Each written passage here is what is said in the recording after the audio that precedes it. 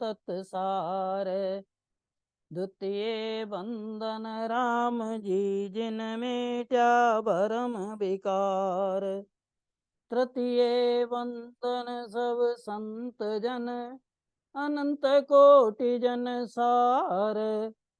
जाकी पद रज परसता हंस उतर जावे पार। शरणों सतगुरु दयाल को मुख हृदय हरि नाम। नित प्रत संगत साधकी आजीवन मुगत सुख राम। सब संतन सुबीनती सतगुरा को प्रणाम। बिरद तुम्हारो जान के सहाय करो हरियान। तो एक सत्र हमारा ध्यान समाधि पर हो चुका है और उसमें बहुत ज़्यादा प्रश्न या बहुत ज़्यादा शंकाएं या बहुत ज़्यादा फीडबैक नहीं मिला, क्योंकि इसको थोड़ा थोड़ा पढ़ेंगे, सुनेंगे और अपने हिसाब से समझेंगे, तब हो सकता है कि आप लोग के कोई प्रश्न हो या कोई और बात हो तो आप व्हाट्सएप करिएगा, और व्हाट्सएप नंबर आप लोगों से सबसे शेयर किया हुआ है। एक बहुत महत्वपूर्ण जो फीडबैक आया था वो यही आया था कि ये बात अभी क्लियर नहीं हुई, समझ नहीं आई कि जब हम सुमिरन कर रहे हैं, 12 कमल का हमने देख लिया, तो वो सब बातें हमने प्रस्तावना में कवर करी थी। प्रस्तावना के रिकॉर्डेड हमने मैसेज आप सबको प्रेषित किया था, तो एक 5 मिनट के लिए उसको देखेंगे, थोड़ा जल्दी रहेगा, लेकिन अगर कोई प्रश्न हो तो आप रख सकते हैं। जैसे हम सत्संग में जाते हैं तो उसके पहले हमारी जो समझ है वो समझ इतनी परिपक्व नहीं होती है, और हम सत्संग में जाके बैठते हैं। जब सत्संग में बैठते हैं तब हमें राम नाम का महत्व पता चलता है, और जब हम राम नाम की बात करते हैं तो बहुत सारे लोग कहते हैं कि मैं 1 लाख राम नाम रोज लिखता हूँ। कोई कहता है कि मैं तो देखो ये मेरे पास माला है, इसकी मैं 1000 माला राम राम की जपता हूँ।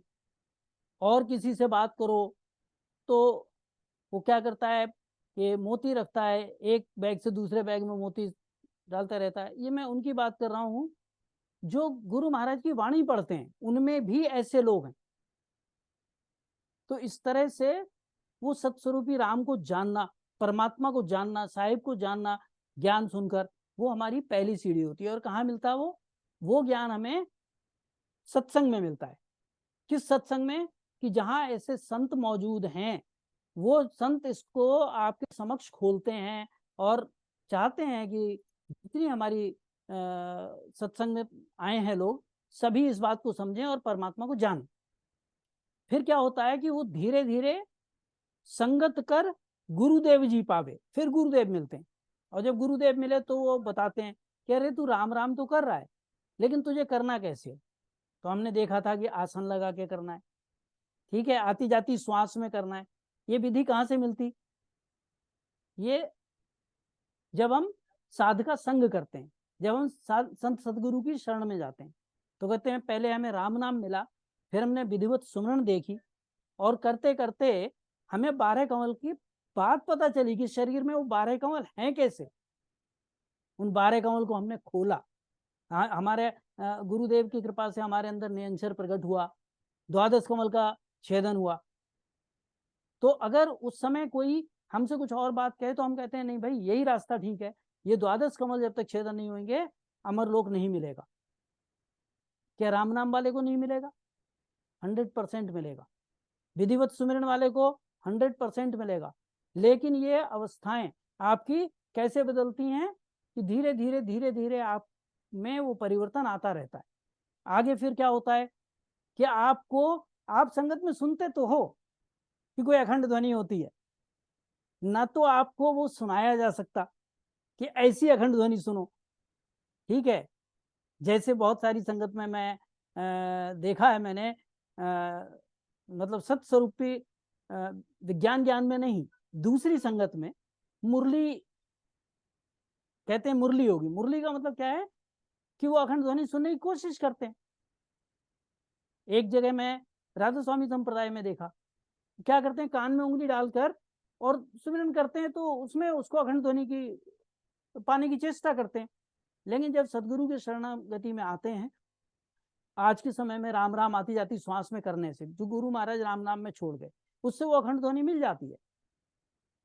अब जितने लोगों को अखंड ध्वनि मिली सब धन्य हैं, लेकिन क्या संत आज तक क्या फरमाते रहे कि आपको इस शरीर का शोधन करना है, आपको इस शरीर की खोज करनी है।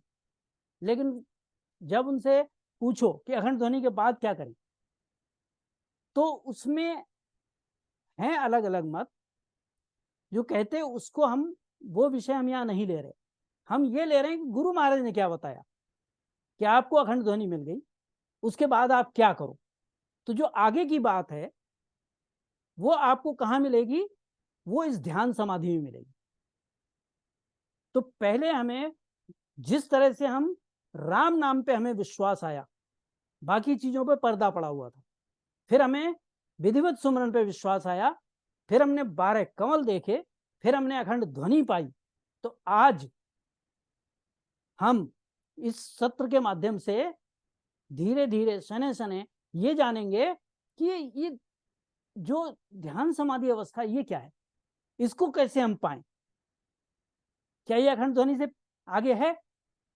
तो जब आप विश्वास करेंगे गुरु महाराज के शब्दों पे, जब आपको विश्वास आएगा आदि सदगुरु के शब्दों पे, जो अपने साथ अमरलोक लेकर गए और इस जगत में उस सत्ता को छोड़ कर गए हैं कि हाँ ये देखो ये विधि है, ऐसे हमारे वाणी जी है, ऐसे उनकी शब्द हैं, ऐसा वो सत्स्वरूप विज्ञान ज्ञान है, तब समझ में आता।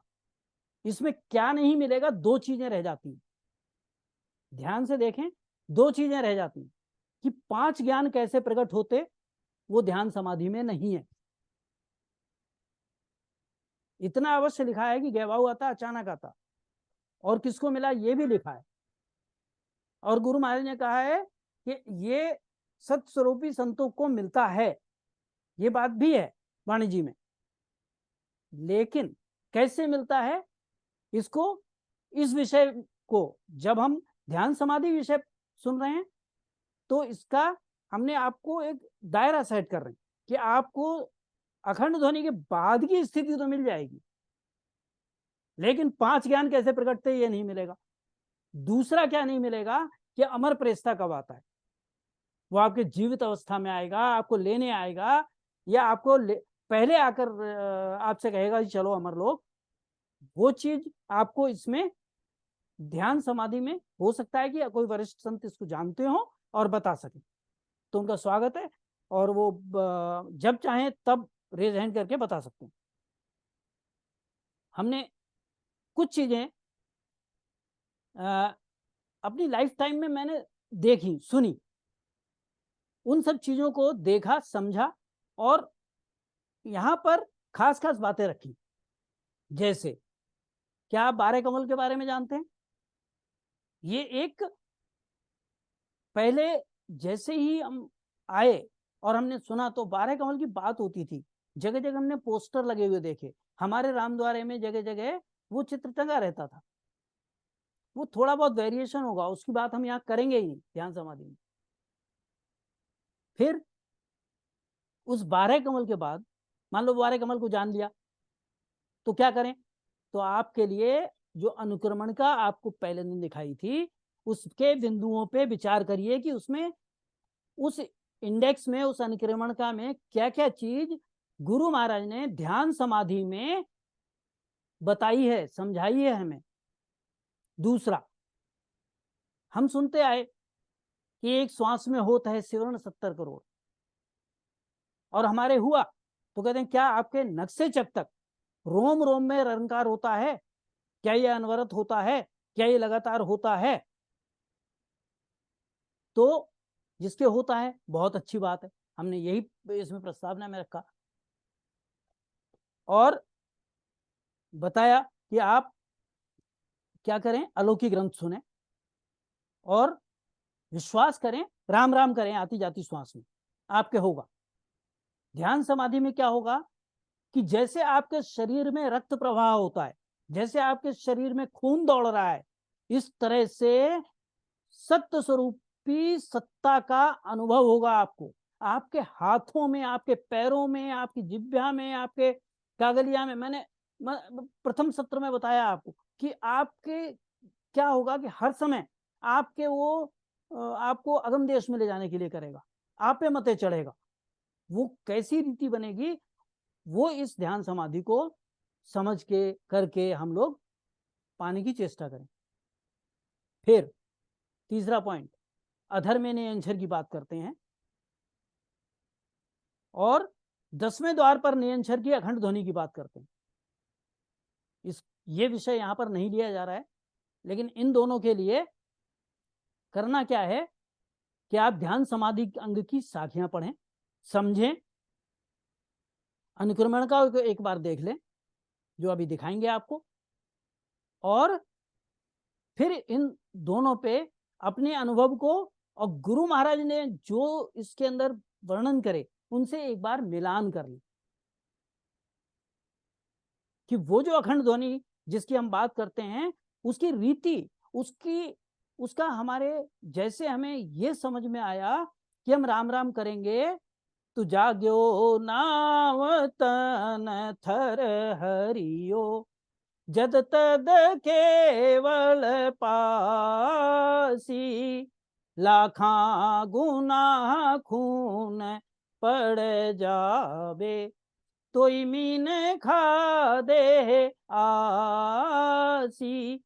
गुरु महाराज ने फरमाया कि चाहे किसी भी अवस्था में तुम्हारे अंग लक्षण ये सब एक तरफ रखे रह गए, और अगर नाम जागृत हो गया तो क्या उसकी बताया, तन थर हरियो, ये रीति गुरु महाराज ने बताई। अब तन थराट तो हुई और वो नाम जागृत हो गया, आप क्या उसी जन्म में मोक्ष जाएंगे? तो उसके लिए भी अलग अलग बातें बताई कि आप कैसे ऐसे रीति बननी चाहिए, आप कैसे होंगे, ये सब चीजें ध्यान समाधि में आएंगी। तो इसको हम सुनेंगे आगे। जिन लोगों ने ध्यान समाधि का अनुभव किया, कहते हैं हाँ मैंने किया, मैं समझा, तो उनके लिए भी कि त्रिगुटी से 10वां द्वार खुलने की रीति, और 10वां द्वार खुलने पे क्या होता है, गुरु महाराज कहते हैं मुझे विश्वास कब आया। हम लोगों को विश्वास आता, हाँ अखंड ध्वनि आई, विश्वास आ गया। गुरु महाराज कहते हैं कि वहां तक मुझे विश्वास नहीं आया। तो वो चीज हम देखेंगे कि गुरु महाराज कहते हैं कब विश्वास आया। तो अपने अनुभव का मिलान करते चलें और इसको देखते चलें और इसको सुने। तो जितने इसके सत्र होंगे वो सत्र ये 10 में कवर नहीं हो सकता। 317 साखियां हैं, एक सत्र में हम 10-12 साखी ले पाते हैं। कोशिश करेंगे कि इसको जल्दी कंप्लीट करें।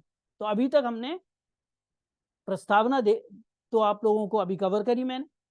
सुख सागर का वर्णन करा गुरु महाराज ने 4 साखियों में, वो हमने पिछले सत्र में लिया। ब्रह्म बाग का वर्णन करा कि ब्रह्म बाग किसको कहते हैं, उस ब्रह्म बाग को हमने चित्र से दिखाया और मिलान करके बताया कि देखो ये साखी इस चित्र से मिलान होती है। तो साखी 5 नंबर से 16 नंबर तक आप पढ़ें, समझें और सुमिरण करें, और जैसा उनमें कहा है वैसा अनुभव लें। ध्यान रखें, मेरी शब्दों पे पूरा ध्यान दीजिए, ये मेरे अकेले के नहीं है। ये जो तैयारी की गई, जैसा मैंने पिछले सत्र में ही बताया कि बहुत सारे संतों ने इसको करने के बाद शुक्रवार के दिन रात्रि में हम लोग चर्चा करते थे और इस विषय को कैसे प्रस्तुत करें ये हम तैयारी करते थे। ये सब उनका करा हुआ है। आप इसको ये नहीं माने कि जो प्रेजेंट कर रहा है उसने ये काम किया है, ऐसा नहीं है, बिल्कुल नहीं है, 101% नहीं है। और यहाँ पर हमारे वो लोग बहुत सारे मौजूद हैं और उन्होंने रेज हैंड भी किया, यहाँ पर को होस्ट भी हैं, तो आपके प्रश्न लेने को वो तैयार हैं। आज हम क्या करेंगे, इस ब्रह्म बाग का जो लास्ट हिस्सा है उसको देखेंगे। उसमें हमारा थोड़ा सा परिचय रह गया। क्यों ले रहे हैं? क्योंकि आप आगे की संगत आसानी से उसको समझ सकें। ये आपके लिए होमवर्क भी है बहुत बड़ा कि आपको जो साखियां यहाँ पर नंबर हैं, ये नंबर देख लीजिए, आप बार बार इसको सुनिए कि आपको 5 से 16 तक ब्रह्मभाग मिलेगा। पाताल का वर्णन, पाताल का स्ट्रक्चर, पाताल का वास्तु आपको 17 नंबर से 24 नंबर तक मिलेगा। जो अनुभव आपको 12 कमल छेदन पे नहीं आए, उनका अनुभव आपको आएगा, वो आपको 17 नंबर से 24 नंबर तक साखियों में जैसा बताया है, उसमें बीच बीच में संतों के अनुभव भी हमने डाले। उसके बाद इसमें क्या है, नाड़ियों का बंध बताया है। किसी से बात करो आप, हमारे जितने भी संत जो इस मार्ग पे चल रहे हैं कि ध्यान समाधि विषय को लेकर, पिछले जब से संगत हुई उससे और पहले कई बार मैंने ये प्रश्न लोगों के सामने रखा, तो कहते हैं हाँ कुछ इसमें स्थान हैं वो आगे पीछे समझ आते।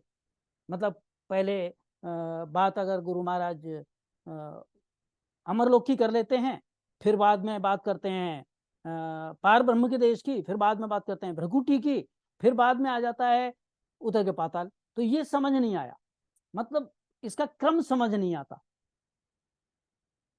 तो फिर जब ऐसी बात है तो इसका अनुभव लिया, अनुभव लेने के बाद उसको सामने रखा, बहुत सारे लोगों ने उसको माना, किसी ने नहीं माना। फिर हमने कहा कि देखो आप इसकी जल्दी ना पढ़ें, आप क्या करेंगे, जैसा आज मैं आपको बता रहा हूं, आप 16 नंबर से आगे ना बढ़ें, साखी संख्या 1 से लेकर 16 तक पढ़ें, अनुभव करें, जब आपको अनुभव आता है फिर आप आगे बढ़ें। जब ये किया तो 40 लोगों में से 20 ऐसे थे बोले हमारी समझ में साखी तो आती नहीं लेकिन अनुभव आता है। मैंने कहा बहुत अच्छी बात, अब आपको साखी का चाहिए, तो फिर ये जो ग्रुप बनाया उस ग्रुप में इनके साखियों के अर्थ लिए गए। आप भाषांतर जो लिखे हुए हैं उसको एक साइड में रखते हुए चलेंगे तब तो आप इसको समझेंगे। और अगर आप कहें नहीं कि इस संत ने तो ऐसे बोला, दूसरे संत ने ऐसे बोला, संत के बोलने की भाषा हम नहीं समझ पाते हैं। संतों की बात इतनी आसान नहीं है कि जो लिखा है उसको हम समझ लें। हमें क्या करना पड़ेगा, हमें जैसे उन संतों ने मेहनत की, जैसे उन संतों ने दिन रात सुमिरन किया, जैसे उन संतों ने एक एक बैठ के 8-8 घंटे सुमिरन करा, पेड़ के नीचे बैठ जाते थे, वैसे क्या हम कर रहे हैं, वो हमें करना ही होगा, ये ध्यान रखें।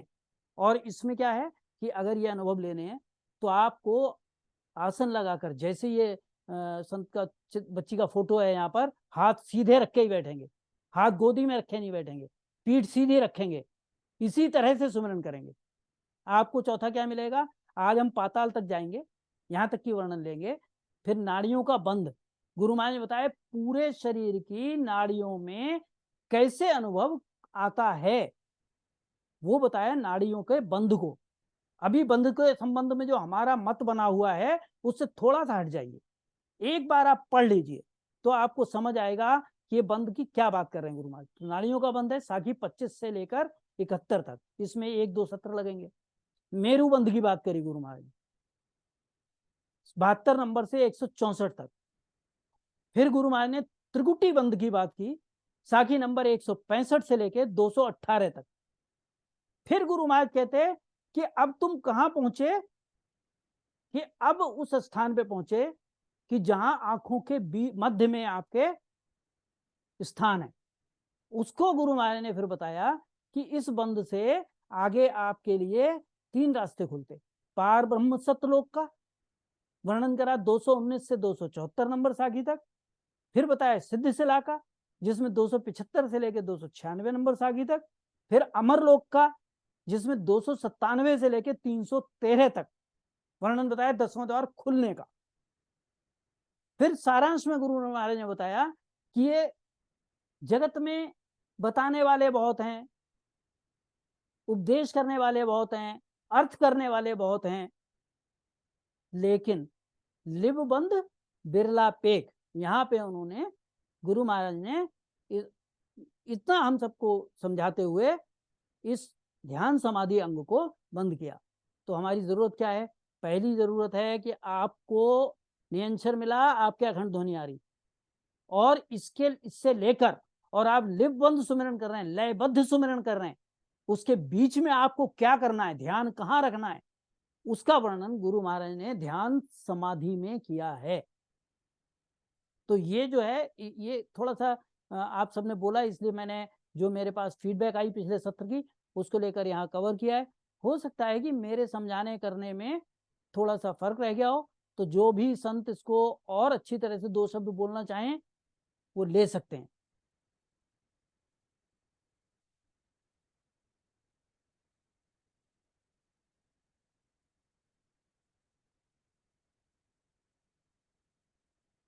चलो लास्ट में फिर देखेंगे, चांस देंगे। अब हम आगे और बढ़ते हैं, इससे आगे।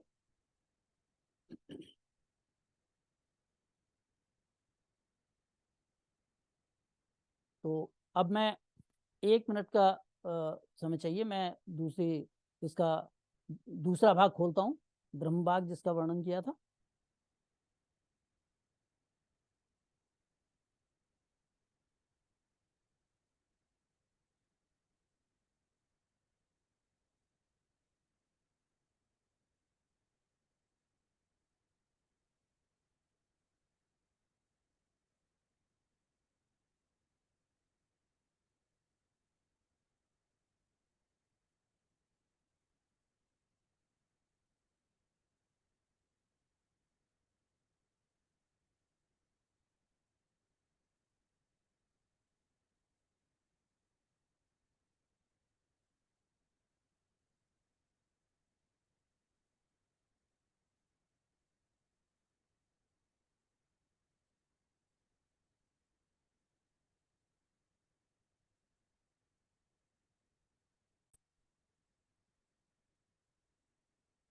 डॉक्टर साहब, ये स्लाइड दिख रही है, ध्यान समाधि ब्रह्म भाग।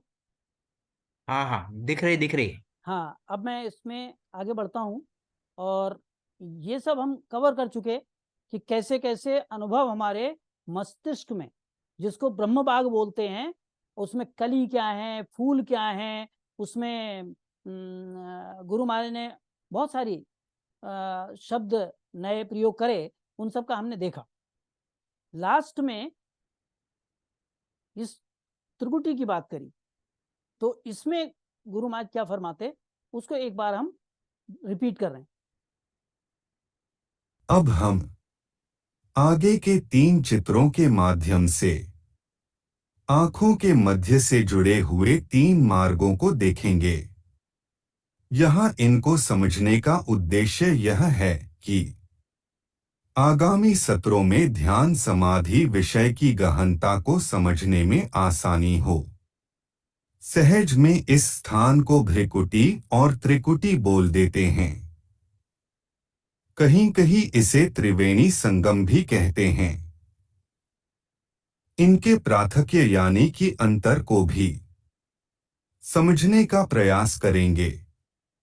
इनके अनुभव को आगामी सत्रों में जानेंगे।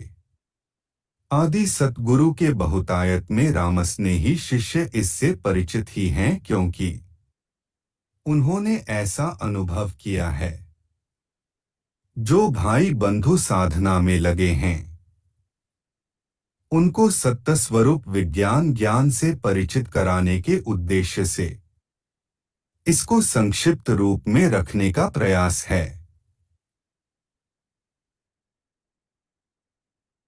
आदि सतगुरु सुखराम जी महाराज ने जालोद में विट्ठल राव को उपदेश दिया कि इस त्रिकुटी को न जानने वाले स्वयं घोषित सतगुरु या फिर शिष्य मंडली द्वारा उच्चारित सतगुरु बनकर बैठने वाले पूरे सतगुरु नहीं है। त्रिकुटी तखत न देखियो, काना सुनियो न कोय, ब्रह्म देसरी गम नहीं, कै में सतगुरु होय, कै में सतगुरु होय, प्राण की गमन काई, ऐचासी किण देश शिष्य गुरु दोनों भाई, सुखराम दास बाता करे, अगम निगम की जोय, त्रिकुटी तखत न देखियो, काना सुनियो न कोय। आदि सतगुरु सुखराम जी महाराज फरमाते हैं कि ब्रह्म देश की जानकारी नहीं है, प्राण की जानकारी नहीं है, अगम निगम की बातें करते हैं तो यह कहने मात्र के सतगुरु बनकर बैठे हैं। ऐसे सतगुरु और उनके शिष्य कहाँ जाएंगे? इस प्रकरण से हमें समझ आता है कि मोक्ष की चाहना रखने वालों के लिए यह त्रिकुटी स्थान समझने और अनुभव करने के लिए अत्यंत आवश्यक है। आओ हम सभी आगे के तीनों चित्र ध्यान पूर्वक समझने का प्रयास करते हैं।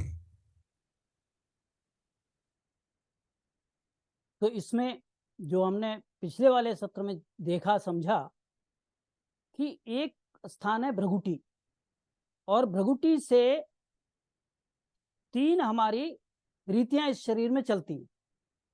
क्या क्या चलती हैं? एक श्वास की बताई, एक प्रजनन की बताई, और एक गुरु महाराज ने पाचन पाताल की बताई। ये 2 साखियों में गुरु महाराज ने वर्णन करके बताया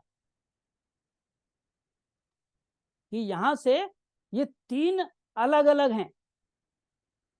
अभी तक हम क्या सुनते आए? कंठ, हृदय, मध्य, नाभि, और उसके बाद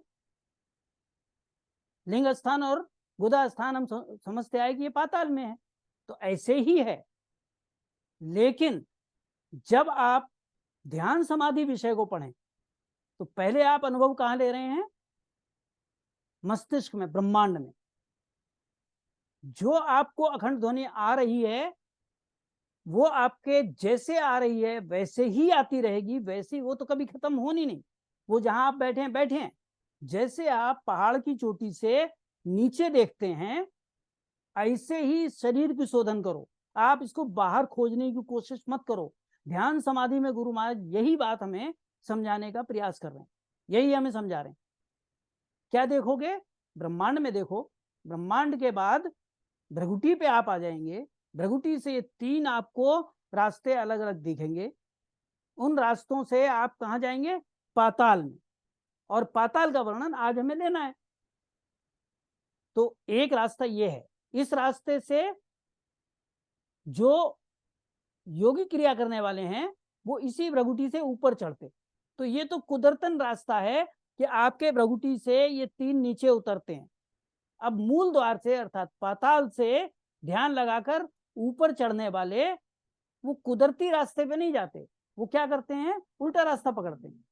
जैसे गंगा कहां से उतर रही? गौमुख से जाकर कहां मिल रही? समुद्र में।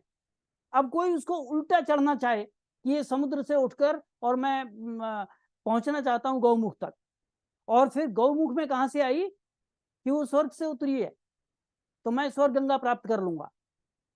तो क्या ये संभव है? तो इसलिए उतरते देर नहीं लगती। इसलिए ये रास्ता कुदरती रास्ता नहीं है। दूसरा इसमें वर्णन बताया है गुरु महाराज ने कि अगर वो यहां से चला तो भृगुटी पहुंच जाता, बहुत ज्यादा प्रयास किया तो कहां पहुंचेगा? पार ब्रह्म तक पहुंच जाएगा। और अगर दूसरी साधना करी, सोहम साधना करी, सोहम अजप्पा से गया तो क्या होगा? त्रिवेणी जाएगा, और त्रिवेणी से सुषुम्ना होते हुए पार ब्रह्म पहुंचेगा। इसको हम विस्तार से आगे की चित्र में देखेंगे। एक मार्ग गुरु महाराज ने बताया कि त्रिकुटी का। त्रिकुटी से कहां पहुंचेंगे? कि सिद्धशिला। जैसे एक यहाँ त्रिवेणी त्रिकुटी से हम पार ब्रह्म पहुंचते, ऐसे ही इस त्रिकुटी से कहां पहुंचते? सिद्धशिला। और इसी त्रिकुटी से 10वां द्वार पहुंचते हैं, खुल जाता है। अगर नेकर्मी हो गए सिद्धशिला, अगर नयनछर प्राप्त कर लिया तो 10वां द्वार खुल जाएगा। ऐसा गुरु महाराज ने ये कुदरतन रास्ते बताए। अब कोई अगर कोशिश करे कि मैं तो उल्टा पार ब्रह्म की तरफ जा रहा है तो उसके आने और जाने दोनों की रीतियां मौजूद हैं। इसलिए पार ब्रह्म में गया हुआ वापस आएगा ही आएगा, और सिद्धशिला पे बैठा हुआ भी वापस आ जाता है। ऐसा गुरु महाराज ने इसके उत्तरार्ध में, इसके लास्ट में, इसके हमारे जो सत्र के समापन की तरफ जाएंगे उन साखियों में ये बात आएगी। अब हम दूसरा चित्र देखते हैं। ये अभी केवल परिचय है, जो कि हमारा भाग 1 सुन लीजिए जिन्होंने नहीं सुने हैं, फिर वो समझ जाएंगे इसका संदर्भ क्या है। दूसरे रास्ते का वर्णन गुरु महाराज यहाँ बता। आइए अब उलटकर ब्रह्मांड में जाने वाले रास्ते की जानकारी लेते हैं। पाताल से पीठ के रास्ते होते हुए ब्रह्मांड में जाने का कुदरती मार्ग है। साधक को पीठ में चढ़ने के रास्ते से 3 नाड़ियों में कंपन शुरू हो जाता है। इड़ा और पिंगला के बीच से, सुषुम्ना मार्ग से, मेरु होते हुए आंखों के बीच में पहुंचते हैं। यह 3 धाराओं के कारण संतों ने इसे त्रिवेणी नाम दिया है। इस त्रिवेणी का जल भृकुटी और त्रिकुटी दोनों में ही पहुंचता है। इस त्रिवेणी की अमृत धारा से सुषुम्ना के मार्ग से पारब्रह्म के देश में शून्य सागर में पहुंच जाते हैं। सत्स्वरूप विज्ञान ज्ञान से समझ आता है। इस कारण पारब्रह्म से आने का और पारब्रह्म में जाने का कुदरती मार्ग है। आने के मार्ग को हमने पूर्व की साखियों में देखा है। जाने के मार्ग को आगामी सत्रों में समझेंगे।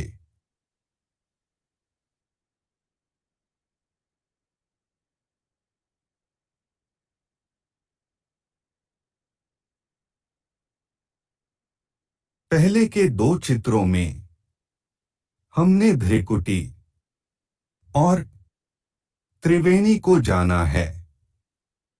कैवल्य ज्ञान विज्ञान में, यानी कि सत्स्वरूप विज्ञान ज्ञान में जिस स्थान की बहुत महिमा है, ऐसे त्रिकुटी स्थान को संक्षेप में समझेंगे।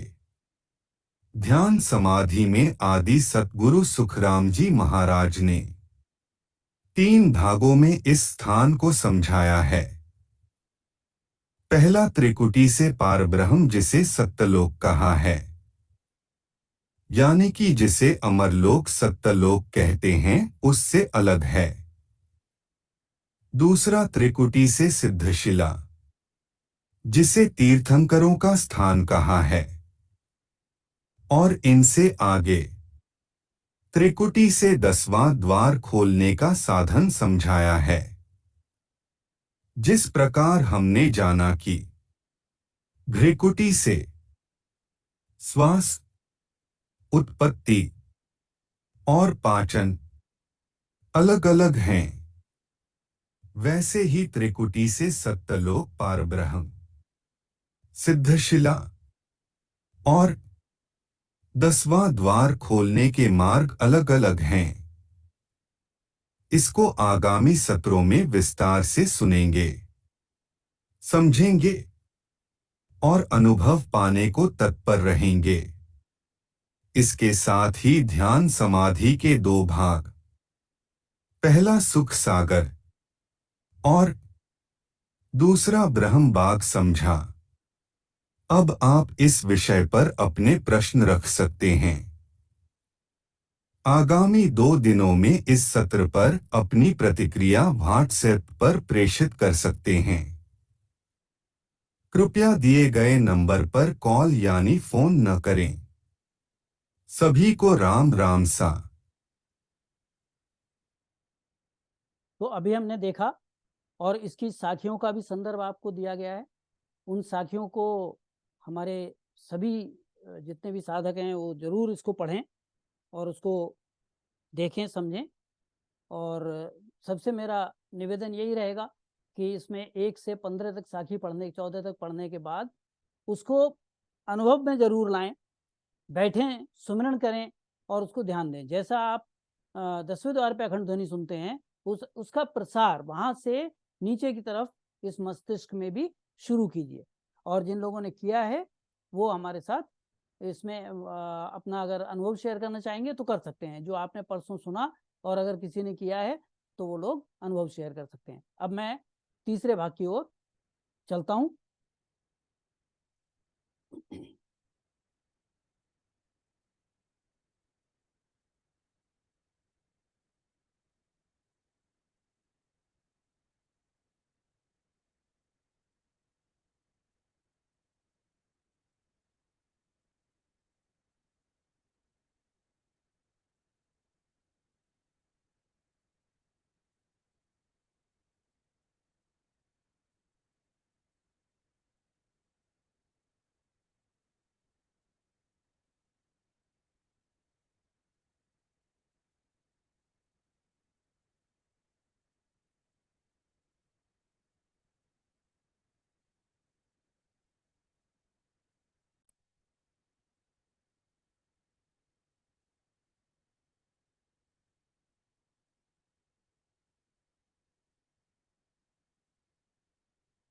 हाँ राम राम। ये साखी, ये आप लोगों को दिखाई दे रहा है अभी इस समय? हाँ ध्यान हाँ, ध्यान समाधि समाधि पाताल। पाताल आ रहा है। हाँ सर, हाँ सर। अब इसको लेते हैं। सीता बाई साहब पता नहीं क्यों फोन कर रही हैं। सत्संग के बीच में जब भी लेता हूँ तो करती हैं, शायद उनको सम्मिलित नहीं हो पा रही। आदि सद्गुरु, सर्व आत्माओं के सद्गुरु, सर्व सृष्टि के सद्गुरु, सद्गुरु सुखराम जी महाराज ने धन्य हो, धन्य हो, धन्य हो।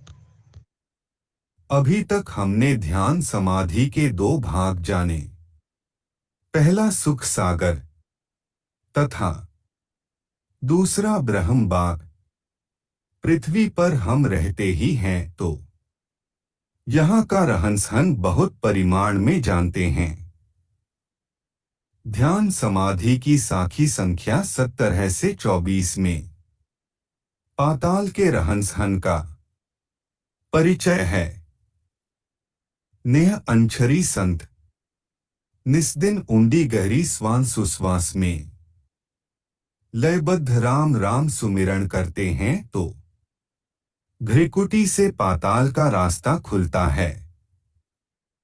अभी तक हमने अनेक सत्संगों में जाना है कि कंठ, हृदय, मध्य और नाभि स्थान को पार करने के बाद पाताल के लिंग एवं गुदा स्थानों का अनुभव होता है। ध्यान समाधि में आदि सतगुरु ने अरूपी बाग में पहुंचे हुए संतों को सत्य स्वरूप विज्ञान ज्ञान समझाया है। वहां पहुंचने के बाद भ्रिकुटी से पाताल में कैसा अनुभव होता है, इसको जानने, समझने एवं अनुभव लेने के लिए यह विशेष अंग का उच्चारण है। जैसा कि पहले के भागों में बताया गया है कि आदि सतगुरु की कृपा से यह विषय संतों के अनुभवों को सम्मिलित करते हुए लिया जा रहा है, इसलिए इसे ध्यान पूर्वक समझेंगे। इस भाग में तथा आगे के सत्रों में पाताल को जानेंगे। अपने अनुभव को आदि सतगुरु के सत्य स्वरूप विज्ञान ज्ञान में बताए रीति से मिलान करेंगे।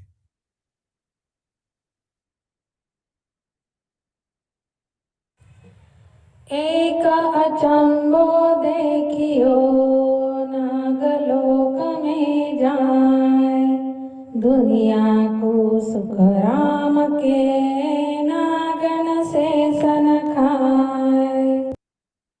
जैसा पिछले सत्र में बताया, ये जो गोले में पहला है, इसमें हमने साखी कैसे गायन करी है वो अनेक अनेक रामसनियों से करवा के यहाँ आप लोगों के समक्ष प्रस्तुत है।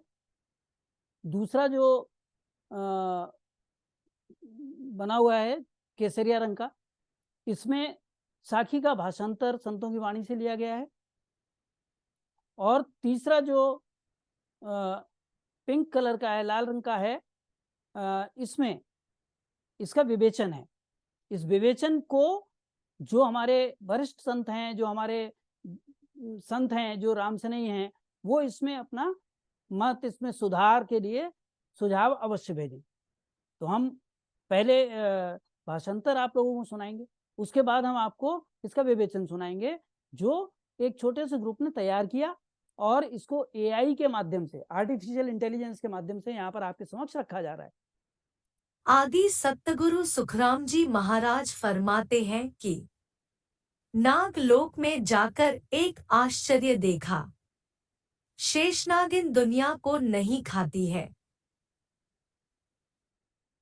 जैसा विदित है, पाताल को शेषलोक कहा जाता है।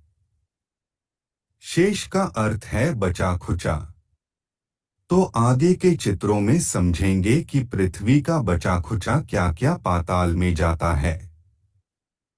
दूसरा मत है कि पृथ्वी शेषनाग के सिर पर रुकी हुई है।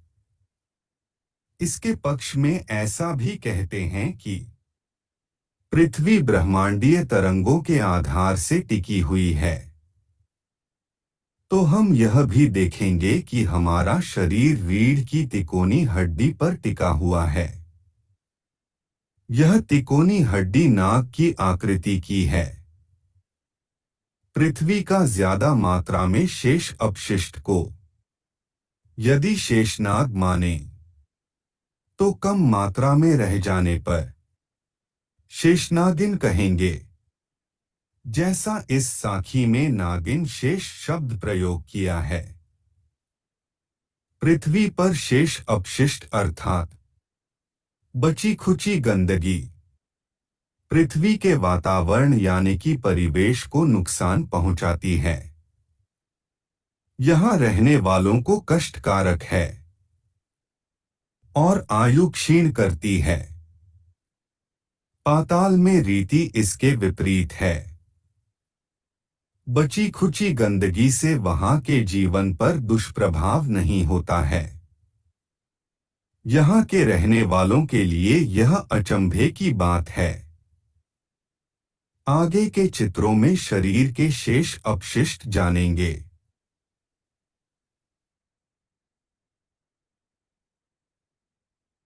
जैसा हम जानते हैं कि श्वास नासिका से नाभि तक है, जिसे प्राण वायु कहते हैं।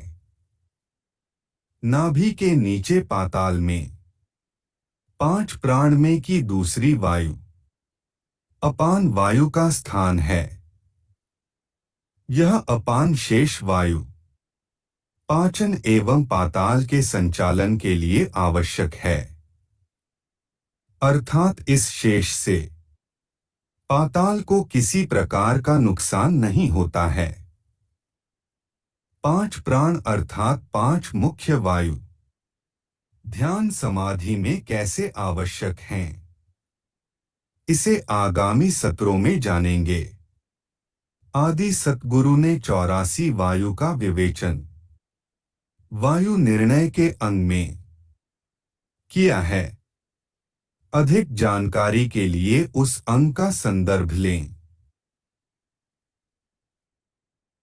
तो इस चित्र में आप लोगों को ये दिखाया गया कि श्वास हमारी चलती है, फेफड़ों में जाती है और ऊंडी गहरी श्वास लेते हैं, नाभि तक जाती है और उसके बाद जो उसका बचा हुआ है वो हमारा आगे कार्य आता है। और 5 जो वायु हैं उसमें गुरु महाराज ने बताया कि मूल प्राण बाय उलट ऊंची चढ़े, जिनसे पैदाश हुई तिन में जाय मिले।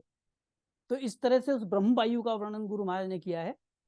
तो वो 5वीं वायु है प्राण की, और कैसे वो साथ चलती है तो इसको भी गुरु महाराज ने आगे बताया है कि प्राण पुरुष को पकड़ियो और शिवगण लियो हाथ, ले नारी सुखराम के निरपख बोली बात। उसको हम आगे के सत्रों में देखेंगे। तो इसलिए ये बहुत ही विषय महत्वपूर्ण है और इसको थोड़ा सा हम ध्यान से समझें। और क्योंकि मुझे बायोलॉजी नहीं आती और जिन लोगों ने अनुभव किया है उनमें से बेसिक नॉलेज रखते हैं लोग, अगर कोई बहुत अच्छी नॉलेज है तो वो इसको इस विषय को दोबारा ले सकते हैं और इसको सुधार के लिए सुझाव भी दे सकते हैं। भ्रिकुटी से संचालित दूसरा मार्ग प्रजनन का है। इस प्रजनन तंत्र का शेष रजवीर्य है। यह शेषनाग या शेषनागिन शरीर में रहने पर किसी प्रकार का कोई नुकसान नहीं होता है। यह शेषनागिन पृथ्वी और पाताल में किसी को नहीं खाती है, अर्थात किसी प्रकार का नुकसान नहीं पहुंचाती है। अभी तक हमने 2 देखे, एक श्वास श्वसन तंत्र, एक प्रजनन तंत्र। तो एक श्वासा हमारी चलती है और एक संसार करने की जो रीति है उसमें होता है। तो इन दोनों के बचे खुचे पाताल में जाते हैं और उसको शेषनाग का मतलब बहुत ज्यादा मात्रा, शेषनागिन का मतलब कम मात्रा, और वो जो शेषनागिन है उससे कोई नुकसान नहीं होता पाताल में। ऐसा गुरु महाराज यहाँ बताने की कोशिश कर रहे हैं। दोनों का कंपैरिजन है कि पृथ्वी पे क्या होता है उसकी तुलना पाताल से करी गई, पाताल में क्या रीति है। तो ये सब अचंभे की बातें हैं पाताल की। एक अचंभो देखियो नागलोक में जाए, दुनिया को सुख राम के नागन से सन खाए। भ्रुकुटी से तीसरा मार्ग पाचन का है।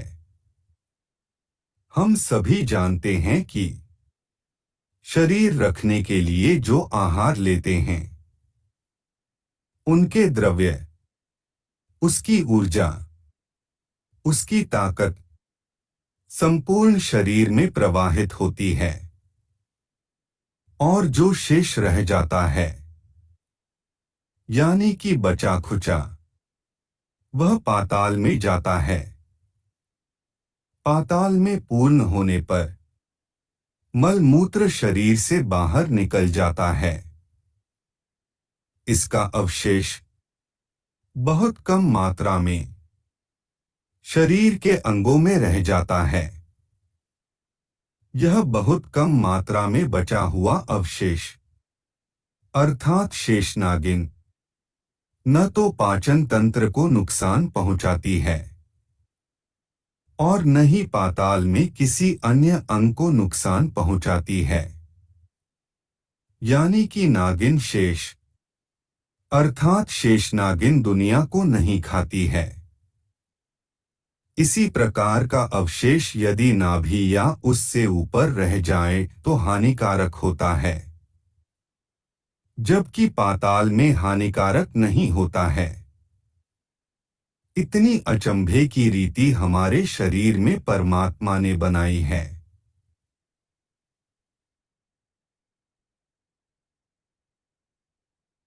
अभी तक हमने 3 रास्तों वाला अर्थात पहला श्वास, दूसरा प्रजनन और तीसरा पाचन ऐसा भ्रिकुटी से पाताल का मार्ग देखा। इसे सांख्य मार्ग कहते हैं। पाताल में एक और मार्ग देखा जो रीढ़ की गांठों में नाड़ियों द्वारा खुलता है। इस मार्ग की मध्य नाड़ी के द्रव्य का प्रवाह मस्तिष्क की ओर है। इस रीढ़ के मार्ग को बंक मार्ग या बंकनाल कहते हैं। इस मार्ग का विवेचन अलोकी ग्रंथ में भी किया गया है। इसके जड़ में 4 गांठों को नागिन की संज्ञा दी गई है। संत ऐसा फरमाते हैं कि यह नागिन बंकनाल का मुख बंद किए हुए है। यह नागिन माया की है, इसलिए किसी को डसती अर्थात खाती नहीं है। परंतु अनेक संत इस नागिन से डर जाते हैं।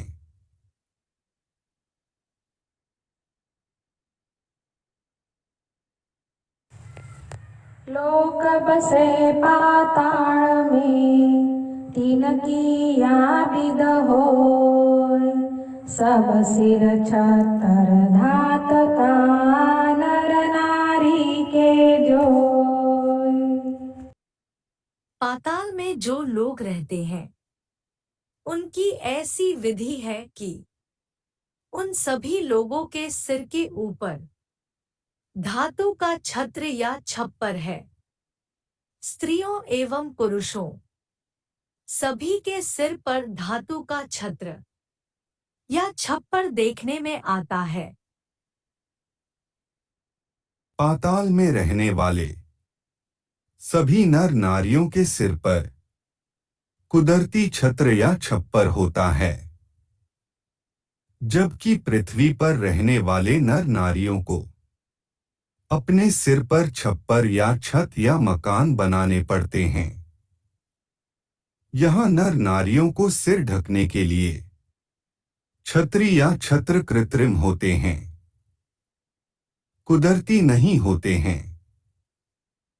चित्र में रीढ़ की हड्डी को दर्शाया गया है, जो देखने में उल्टा नाक की आकृति की है। इसमें पाताल की ओर नाग के फन या छत्र की आकृति है, जो धातु का बना होता है। सामाजिक मर्यादा को ध्यान में रखते हुए प्रजनन तंत्र के स्थान पर मां और बच्चे का चित्र लिया गया है। इसके अवशेष रजवीर्य भी धात ही होते हैं।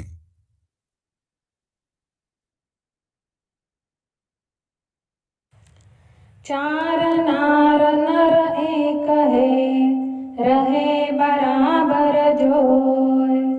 एक पुरुष के मान है, दूजी कम कम होय। पाताल में एक नर के साथ 4 नारियां हैं और वे नर के साथ ही रहती है। उसमें से एक नार नर के समान ताकतवर है, दूसरी नारियां एक से कम है। जैसा कि चित्र में दिखाया गया है कि रीढ़ की जड़ में एक तिकोनी हड्डी है और उसके नीचे 4 छोटी हड्डियां हैं। तिकोनी हड्डी से सटी हुई हड्डी अधिक ताकतवर है। इसके नीचे की 3 हड्डियां एक से एक छोटी हैं। ऊंडी गहरी श्वासोश्वास से लयबद्ध राम राम सुमिरन करते करते इन हड्डियों के आसपास की सभी नाड़ियों में कंपन की अनुभूति होती है।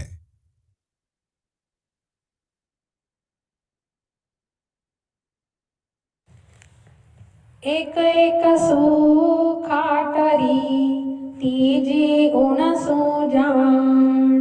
चौथी तो सुख राम के, निपट बावणी ठान। आदि सतगुरु सुखराम जी महाराज फरमाते हैं कि एक से दूसरी नार थिंगनी अर्थात छोटी है और तीसरी उनसे भी ठिंगनी अर्थात छोटी जानो। चौथी तो एकदम बावनी अर्थात बौनी ठहरी समझो। जैसा कि चित्र में दिखाया गया है कि रीढ़ की जड़ में नीचे 4 छोटी हड्डियां हैं, एक से दूसरी छोटी है और दूसरी से तीसरी छोटी है। राजस्थान में रहट के चक्र में लगने वाली पतली लकड़ी को बावनी कहते हैं। रीढ़ की जड़ में सबसे नीचे की गांठ भी एकदम पतली होती है। इस प्रकार शरीर में पाताल की संरचना का वर्णन है। तो अभी तक हमने देखा कि ये जो 4 गांठें हैं नीचे की, इनमें अनुभव कैसा आएगा कि आपकी ये जो नाड़ियां हैं इनमें कंपन होने लगेगा। तो आप समझ सकेंगे कि कैसे आप पाताल में अलग अलग तीनों जो रास्ते हैं, श्वसन के साधन से आप पहुंचे अंदर। आपने प्रजनन तंत्र में कंपन महसूस किया, आपने गुदा में पूरा कंपन महसूस किया और फिर आपने इस रीढ़ में कंपन होने लगता है जो लास्ट में है। तो ऐसा ये रीति है, ऐसी शरीर में संरचना है। और ये 4 स्थान एक से एक छोटे, ऐसा गुरु महाराज ने वर्णन करा है। तो जैसा बताते हैं कि जैसा हम जानते हैं कि जो खंड में है और जो ब्रह्मांड में है वो सारा का सारा हमारे पिंड में अर्थात इस शरीर में है, और उस शरीर का इसमें चित्रण और मैपिंग आपको दिखाया गया है। आगे की चित्र में इसको और ज्यादा क्लियर किया है। जैसा कि सत्य स्वरूप विज्ञान ज्ञान से जानते हैं कि जो खंड में है और जो ब्रह्मांड में है, वैसा ही पिंड अर्थात इस शरीर में है। पाताल एवं स्वर्ग के लोकों का स्थान शरीर में, रीढ़ की हड्डी में है। शरीर विज्ञान के अनुसार रीढ़ में 34 गांठें होती हैं। इन 34 गांठों को पाताल तथा स्वर्ग के लोकों में चिन्हित किया गया है। इनका विवेचन अलौकिक ग्रंथ में देख और सुन सकते हैं। अब हम गुरु ज्ञान में बार बार सुनते हैं कि हमारे 21 स्वर्ग हैं। तो ये जो 21 गांठें हैं, ये आपका जो रीढ़ की सबसे नीचे की हड्डी है, इसके नीचे के जो 7 हैं वो तो पाताल की गिनती में आएंगे। उसके बाद 21 ये स्वर्ग की गिनती में आएंगे। और ये जो ऊपर के हैं, ये जब आप ब्रह्मांड में अनुभव करेंगे तो इनके साथ साथ भ्रगुटी से तो लेकर और पीछे जो सर्वाइकल है वहां तक आपको पूरा अनुभव आएगा। और ये जितने लोगों ने आज तक ध्यान समाधि की 1 नंबर से लेकर और 14 नंबर तक साखी पढ़ के अनुभव लेने का प्रयास किया, सभी को ऐसा ही अनुभव आया है। और जब ये क्लियर हो जाता है, जब इसमें जब आपको बिल्कुल इतना दर्द हो जाता है कि आप सर को अपने घुमा भी नहीं पाते हैं, और जब वो क्लियर हो जाता है, दर्द आपका खत्म हो जाता है, फिर आपको पाताल में अनुभव ऑटोमेटिकली अपने आप आता है। ऐसा ये गुरु महाराज का पराक्रम है, ऐसा ये गुरु महाराज का सत्स्वरूप विज्ञान ज्ञान है। तो ऐसा इसका संदर्भ है सुमिरन से। अब आपको अगली साखी पे ले चलते हैं। शेष लोक सब देखियो एक तमासो ओर, सुख राम छतर नर नार से दिन दिन काढ़े मोर। आदि सतगुरु सुखराम जी महाराज फरमाते हैं कि संपूर्ण शेषलोक देखा। शेषलोक में और भी एक तमाशा है। नर तथा नारी सिर के ऊपर के छत्र को या छप्पर को दिनोंदिन निकालते हैं। जैसे मोर अपने पंख का छत्र निकालता है। पृथ्वी पर मोर पक्षी अर्थात नर के पंखों का छत्र होता है। मोरनी पक्षी अर्थात नारी के पंखों का छत्र नहीं होता है। पाताल में नर तथा नारी दोनों के ही धातु का छत्र होता है।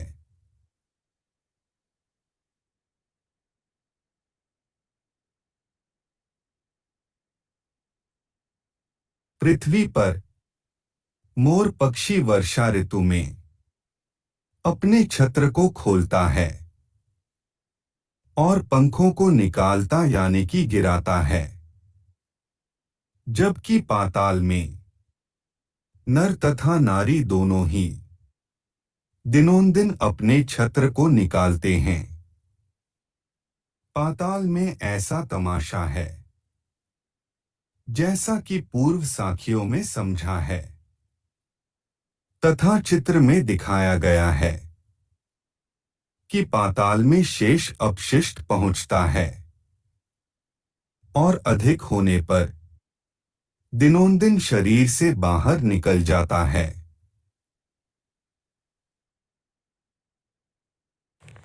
ऊंचा नीचा होता है इतौत पलट न जाए, शेष लोक सुख राम के सबके ये अंग माय।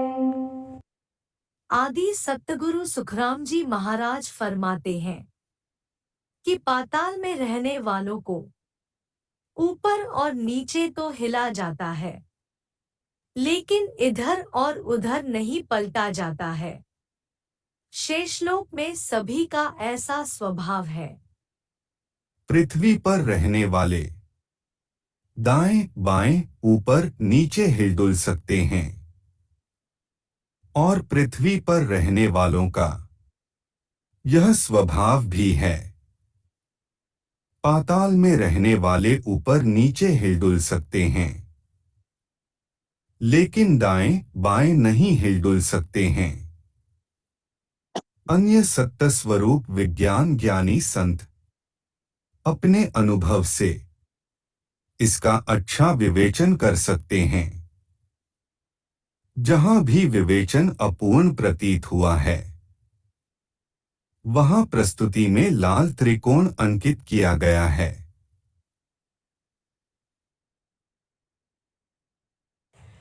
मुख सेंसर जीभ्यागणी सब फण नीचे होय, ररंकार सुख राम के रटे निसो दिन जोय। आदि सतगुरु सुखराम जी महाराज फरमाते हैं कि पाताल में रहने वाले शेषनाग के 1000 मुख हैं, जीभ भी बहुत है और सभी फण अर्थात सिर नीचे झुके हुए हैं। शेषनाग रात दिन ररंकार शब्द की रटन करता है। पृथ्वी पर रहने वालों के एक मुख और एक ही जिह्वा होती है। यदि इससे अधिक हो तो विकृति मानी जाती है। पाताल में रहने वाले शेषनाग के कुदरतन 1000 मुख हैं और 2000 जिह्वाएं हैं। ऐसा ज्ञान ग्रंथों में सुना है। पृथ्वी पर रहने वालों के लिए यह एक तमाशा है। यह आश्चर्य की बात है। पृथ्वी पर रहने वाले श्वास पर आधारित हैं और इस श्वास में ओम, सोहम और अजपा कुदरती निरंतर होता रहता है। इसी प्रकार पाताल में रहने वाले शेषनाग के कुदरतन ररंकार निरंतर होता रहता है। अन्य सत्य स्वरूप विज्ञान ज्ञानी संत अपने अनुभव से इसका अच्छा विवेचन कर सकते हैं। जहां भी विवेचन अपूर्ण प्रतीत हुआ है, वहां प्रस्तुति में लाल त्रिकोण अंकित किया गया है।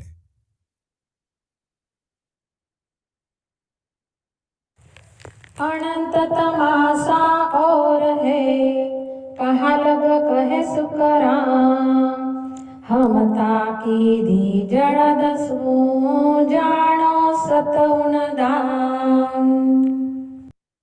आदि सतगुरु सुखराम जी महाराज फरमाते हैं कि पाताल में पूर्व की साखियों में वर्णित तमाशों के अलावा और भी अनंत तमाशे हैं।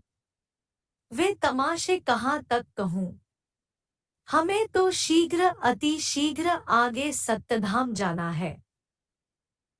हमने पूर्व की साखियों में पृथ्वी की तुलना में पाताल के अनेकों कुदरती तमाशे देखे। जैसे शेषनागिन किसी को नहीं खाती है। एक शेषनाग के साथ 4 शेषनागिनें रहती हैं। इन 4 शेषनागिनों की ऊंचाई में बहुत अंतर रहता है। सभी नर नारियों के सिर पर छत्र होता है। नर नारी दोनों ही दिनोंदिन बिना किसी ऋतु भेद के छत्र निकालते हैं। ऊपर और नीचे तो हो सकते हैं, लेकिन दाएं बाएं हिल नहीं सकते। एक को अनेक मुख और मुखों से अधिक जिह्वा होती हैं। आदि सतगुरु फरमाते हैं कि इस प्रकार के अनंत तमाशे हैं, परंतु जहां रहना नहीं, वहां के तमाशों में क्यों समय व्यर्थ करें। जैसे एक कहावत है कि जिस बाग के आम नहीं खाने, उसके पेड़ क्यों गिनने। हमें तो अपने सही ठिकाने सत्य स्वरूपी सत्यधाम जाने की जल्दबाजी है। इसलिए पाताल के तमाशों में दिल नहीं लगता है।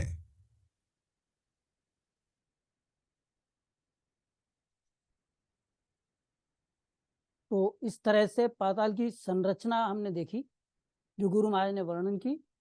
इसको अगर ध्यान समाधि अर्थात ध्यान से तोलें तो सबसे पहले आपको अनुभव मस्तिष्क में ब्रह्मांड में आना है। ब्रह्मांड के साथ आगे की ओर भ्रगुटी में आना है। भ्रगुटी से आपके पीछे की ओर, जहाँ सर्वाइकल है, गर्दन के पीछे का हिस्सा, वहां अनुभव आना है। जब ये आपका क्लियर हो जाएगा फिर आपको पाताल में अनुभव आना शुरू होगा। ऐसा गुरु महाराज ने अपनी साखियों में समझाया है। और इसके आगे का जो सत्र है वो बहुत ही और ज़्यादा ध्यान से संबंधित है। ऐसा वास्तु संबंधित नहीं है, जैसा आज वास्तु से संबंधित ज़्यादा था, आगे के सत्रों में आपको ध्यान संबंधित ज़्यादा मिलेगा। ये ध्यान समाधि विषय इसलिए महत्वपूर्ण है कि ये उन्हीं लोगों के लिए है जो लोग जिनको वो अखंड ध्वनि आ रही, जो लोग वहाँ अपने आप को, जो लोग 10वें द्वार पहुंचे हुए हैं, जिनको वहाँ का अनुभव हुआ है। तो पिछली बार की संगत में भी हमने देखा कुछ नई चीज़ें हमें मिली। और जब बात की तब पता चला कि अच्छा ऐसा भी होता है कि बहुत सारे हमारे संत हैं जिनको सुगंध आती ही नहीं। जैसे अखंड ध्वनि हम बात करते हैं नहीं आती, वैसे सुगंध नहीं आती, जबकि वो तो नेचुरल है कि आनी ही है अगर अखंड ध्वनि आ रही तो इस तरह से इसमें बहुत सारी अंतर रहे। और उसके बाद ये विषय प्रस्तुत किया। फिर जिन लोगों ने अनुभव किया उसमें कुछ को सुगंधी भी आती है और अखंड ध्वनि भी आती। जैसे आप अखंड ध्वनि का वर्णन करके नहीं बता सकते, वैसे सुगंधी का नहीं बता सकते। गुरु महाराज ने अपनी साखी में कहा है कि गरजे वह महके घणो और दिष्ट न देखियो जाए, सुखराम दास उन बाग में एक तमस्सु माए। तो ये विषय बहुत इंपॉर्टेंट है। आपके समक्ष अब 3 भाग प्रस्तुत हो गए हैं। तो उन तीनों भागों को आपको हमने एक YouTube पर प्लेलिस्ट बनाई हुई है, उस प्लेलिस्ट को सब्सक्राइब कर लीजिएगा और उसमें से इन 3 भागों को आप देख लीजिएगा। वहाँ पर हमने पिछले सत्र को भी अपलोड किया हुआ है। ये सत्र कल तक आपको अपलोड कर देंगे। अगर किसी ने इस विषय पे कुछ बोलना है तो बोल सकते हैं। और मैं इसके साथ थोड़ा समय आज ज़्यादा लिया है, क्षमा चाहूँगा, क्योंकि आज प्लान भी था हमारा कि हम आज थोड़ा समय ज़्यादा लगेगा। और आगे से ध्यान रखूँगा कि मेरी रिकॉर्डिंग जो है 45-50 मिनट के बीच में संपूर्ण होनी चाहिए। और आज जिनको बोलना है वो रेज हैंड कर सकते हैं और फिर हम आगे का कार्यक्रम चालू रखते हैं। मैं अपनी रिकॉर्डिंग यहाँ पर रोक दूंगा और जो आप लोगों के कमेंट होंगे वो आपके रिकॉर्डिंग में ले लूँगा, जो हमारा लाइव यूट्यूब पर चल रहा है। राम राम सा, प्रणाम सा। आप सभी का बहुत बहुत आभार, धन्यवाद जो आप लोगों ने पेशेंस के साथ इसको सुना।